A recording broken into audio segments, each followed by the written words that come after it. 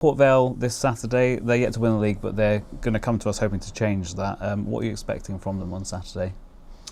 Yeah, a really difficult game. They statistically are playing quite well. They're not getting the points that their performances deserve, and I'm sure they'll be hurting because of that and come trying to get their first victory. We know already, having played teams similar, that they come out fighting, and we have to be ready and stand up to that. But I think at home we also have to focus on ourselves and play on the front foot, be as aggressive as we've been in every home game, and hopefully get the results like we've had against Peterborough and Blackpool, and score goals, be aggressive, and like I said, attack and be really front-footed in our performance. Like ourselves, they strengthen towards the end of the window as well, and they've got players like Devante Cole up front as well to give them a different kind of way of playing. Yeah, and it made a big impact on their performance at the weekend. They were really aggressive. They scored a couple of goals against Leyton Orient, and yeah, they're a threat. And Devante's someone that has scored goals at this level. He's always a difficult player to come up against, so we know that it's going to be a difficult game, but like I said, we have to focus on what we do and how we approach the game, because I think when we do that, we've shown we can beat anyone. What can we take from Saturday's result into the game to look for a more positive result? Yeah, I thought we played better second half. I thought we were the only team really on the ascendancy, trying to obviously get back into the game. I think chasing a game is much harder when we've scored the first goal. Then we look a much more assured team and have dominated the games from there, so that will be vital. But yeah, I think when we win, everything isn't perfect. When we lose, everything isn't that bad either. I think there was many aspects of the game on Saturday were good, but there was obviously other aspects that we have to improve on if we want to turn the outcome into a victory. We've spoken at length about it, but the key word being consistency as well. I mean, what do we need to do, and or do we need to continue doing things in a certain way to kind of get to that level of consistency? I think we are very consistent at the minute. We lose a game, we win a game, so hopefully that consistency turns up on Saturday, because we are on current form due a win. But I think we have to look at this over a bigger period of time. We also have to look at winning games is really important. When you win a game, you get 3 points.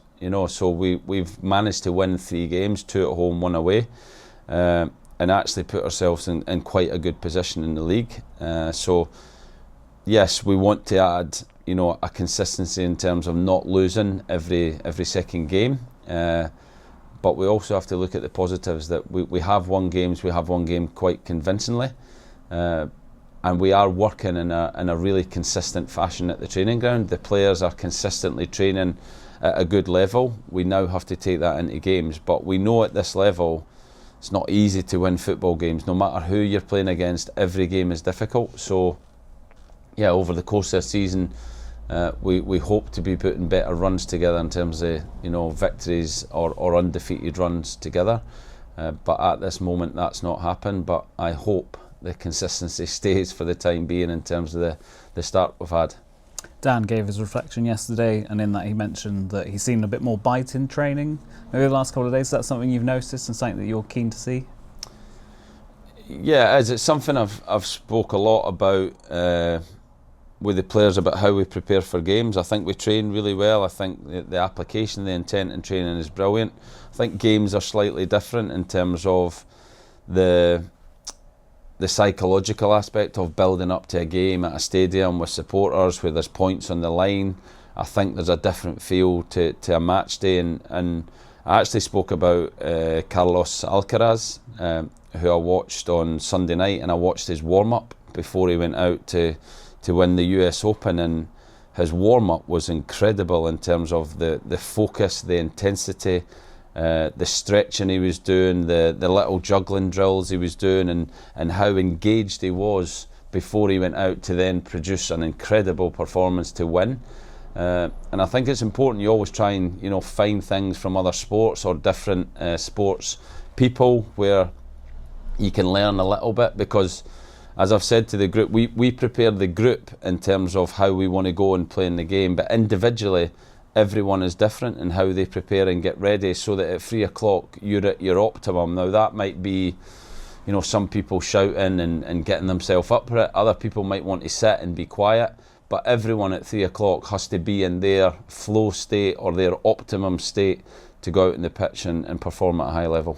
Speaking of being prepared, how are we looking fitness-wise? Well, obviously Ryan Riddell missed out on Saturday's game. Ryan's still not trained this week. He might train the back end of the week or at some point next week. Reece came back into full training today, which was good. John Lee has been building up his minutes and training and is doing more and more, but he will probably be Cardiff next week when he gets some match minutes. Kev McDonald's still working with the physio, and Jake Doyle-Hayes and Ed Turns have both had some long-term stuff looked at that, you know, hopefully they'll train at the back end of the week, but they haven't trained at all this week. So yeah, this is what happens once you get into the season. There's little things can happen, and we have to manage everyone individually and make sure that we get as many players as we can on Saturday fit and ready to go. Is there any further update on Sil Swinkles? Sil's still with Aston Villa. I seen him on Saturday. He came to the game on Saturday. He was hoping to get back at the back end of this week or potentially early next week as well. The fans and the atmosphere has been fantastic as always at St James Park this season, and again on Saturday they'll really have their part to play from the start.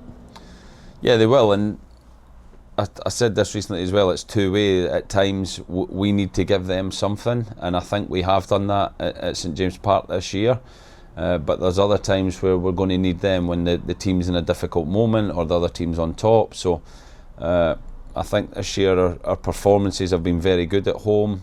Obviously the late Mansfield goal was a big disappointment in a game that we looked like we were going to go on to win when we got the equaliser, but the Peterborough game and Blackpool game were really good games from a performance point of view, the way we attacked, how aggressive we were, and the supporters really enjoyed that. So we'll need them again in big numbers, big voice, to help us get another performance and hopefully a result like that. And there's nothing better than being able to celebrate, you know, a hard-fought win with the fans at full time, you know, going around the stadium and everyone getting involved.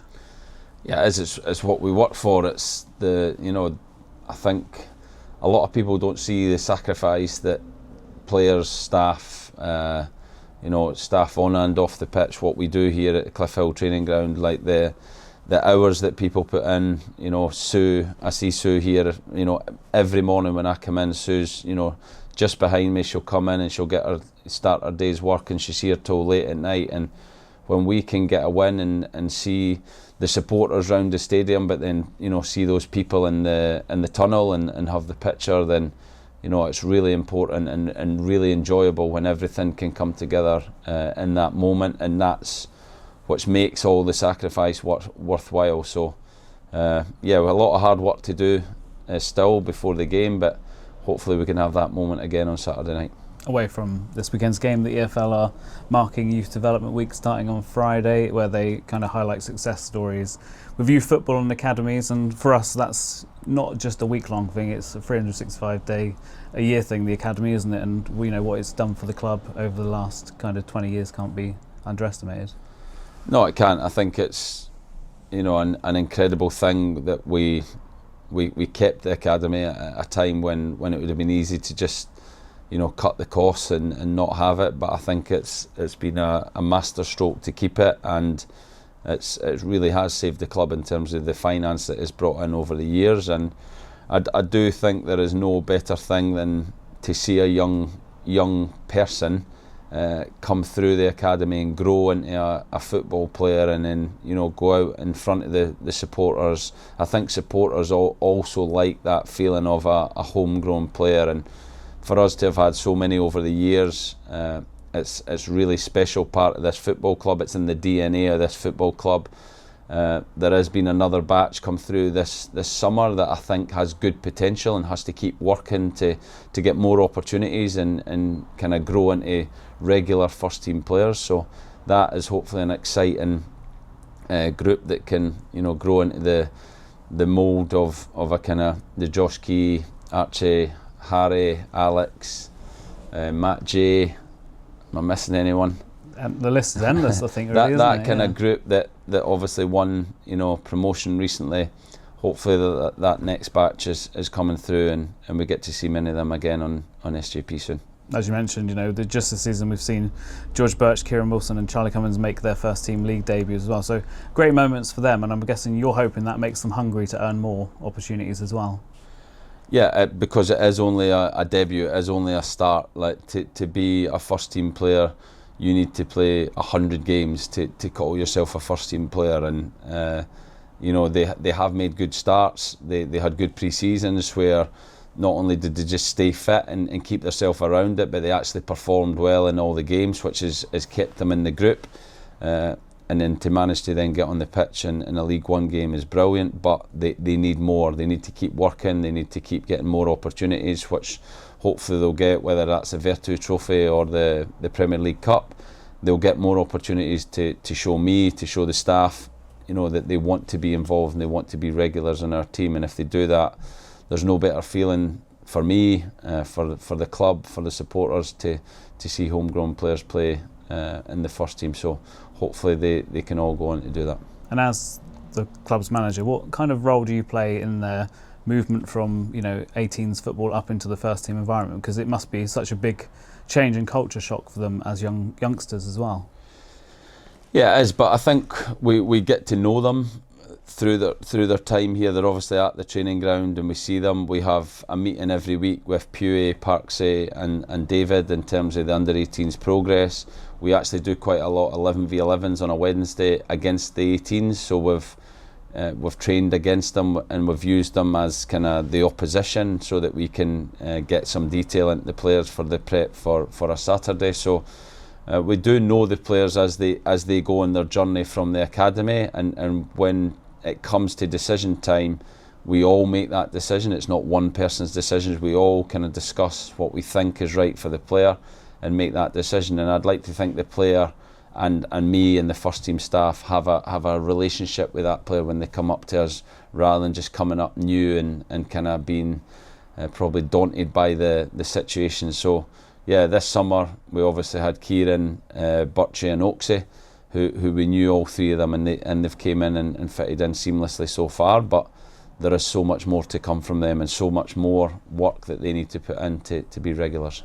A huge part of a young player's development, certainly at this club, is going out on loan as well, and we've created such strong links with the clubs in our area that can only be beneficial to those younger players. Yeah, and we might need that again. I think whenever the player doesn't have a games programme or enough games to develop, the training's one thing, and us giving them that support and development within the training, but they also need games to go and test out what they're working on. So if ever we feel like any of those players' games programme starts to diminish, then we know that we have brilliant loan clubs that we can send players to and kind of help that development through game time as well. Just to finish up as well, will the Virtu Trophy, which starts next Tuesday, kind of give maybe some of those players another taste of action? Yeah, it might. I think last year we went quite strong, and we'll do the same again this year, where it'll be kind of first team players who aren't getting enough minutes, first team players who are maybe playing, and we'll pick teams that we believe can win every game. We done it last year. We won every group game and got a really tough draw in the next round, but played extremely well against Birmingham at home as well. We'll do similar this year, and yeah, we'll pick teams that we believe can win the game, but there'll be a mixture of first team and hopefully younger players who've earned the right to play.